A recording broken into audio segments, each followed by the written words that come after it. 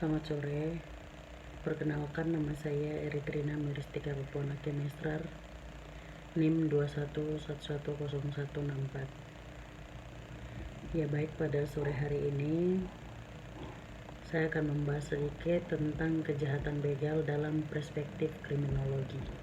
Ya, berbicara soal begal, apa itu begal? Begal adalah tindakan pencurian yang disertai dengan kekerasan atau ancaman kekerasan terhadap korban. Pelaku begal biasanya mengincar barang berharga milik korban seperti uang, ponsel, atau kendaraan. Nah, sekarang kita akan bahas lagi nih apa saja faktor-faktor yang mempengaruhinya kejahatan begal. Oke, di sini ada faktor individu. Faktor individu ini seperti apa? Nah, mungkin dari latar belakang keluarga, atau bisa juga dari pendidikan, atau bisa dari kondisi ekonomi dan psikologi pelaku. Nah, kemudian ada faktor apa lagi? Faktor sosial. Nah, lingkungan sosial yang mendukung tindakan kejahatan. Nah, terus ada apa lagi? Kurangnya pengawasan dan ketidakadilan sosial. Kemudian ada juga faktor ekonomi. Nah, faktor ini nih yang paling sering terjadinya. Seperti apa sih faktor ekonomi? Adanya dalam faktor ekonomi itu seperti kemiskinan, kesenjangan sosial, dan sulitnya mencari pekerjaan. Nah, mungkin dalam kriminologi tingkat kejahatan ini faktor-faktor yang paling menonjol adalah faktor ekonomi. Nah, kemudian ada faktor peluang juga. Faktor peluang itu adanya kesempatan untuk melakukan kejahatan. Jadi jikalau kita memberikan kayak peluang-peluangnya, oh ini bisa nih dilakukan kejahatan di sini, pasti akan dilakukan kejahatan di situ. Jadi salah satunya adalah faktor peluang. Nah, kemudian dampak dari kejahatan begal itu apa? Yang pertama, dampaknya pada korban. Nah, korban tersebut bisa trauma psikologis, kemudian ada kerugian materinya juga, dan rasa tidak aman. Mau kemana-mana, aduh takut, udah pernah terjadi. Jadi rasa trauma itu menghantuinya.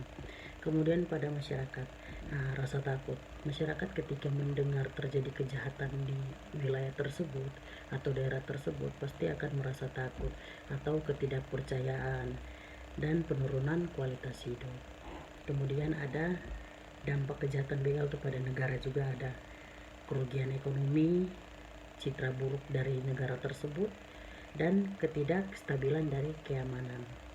Nah, aspek hukumnya apa? Nah, dalam pasal 365 Kitab Undang-Undang Hukum Pidana atau KUHP dengan berbunyi demikian: diancam dengan pidana penjara paling lama 9 tahun pencurian yang didahului, disertai atau diikuti kekerasan atau ancaman kekerasan terhadap orang dengan maksud untuk mempersiapkan atau mempermudah pencurian, atau dalam hal tertangkap basah untuk memungkinkan melarikan diri sendiri atau peserta lain, atau untuk tetap menguasai barang yang dicuri. Nah, unsur-unsur tindak pidana begal ini apa? Adanya pencurian, terjadinya pengambilan barang milik orang lain secara melawan hukum.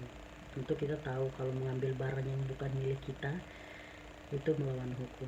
Apalagi negara kita negara hukum. Nah, kemudian ada kekerasan atau ancaman kekerasan. Nah, pelaku menggunakan kekerasan fisik atau mengancam korban dengan kekerasan. Unsur dari begal ini adalah mencuri dengan kekerasan atau memaksakan untuk mengambil hak milik orang lain.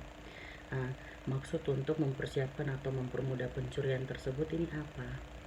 Kekerasan atau ancaman kekerasan yang dilakukan dengan tujuan memudahkan pelaku mengambil barang curian. Nah, itu maksud untuk mempersiapkan atau mempermudah pencurian. Kemudian sanksi hukumannya apa sih? Pelaku tindak pidana begal dapat dihukum paling lama 9 tahun. Namun jika dalam perbuatannya mengakibatkan korban meninggal dunia atau luka berat, maka ancaman hukumannya akan lebih berat. Nah, gitu.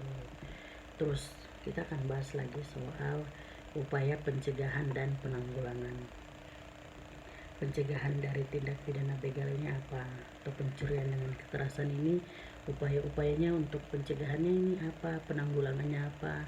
Nah, pencegahan yaitu yang pertama ada meningkatkan kesadaran masyarakat tentang bahayanya kejahatan begal, seperti sosialisasi dari pihak-pihak yang memang seperti kepolisian. Nah, itu terus ada memperkuat sistem keamanan lingkungan, seperti kita membuat pos-pos ronda gitu.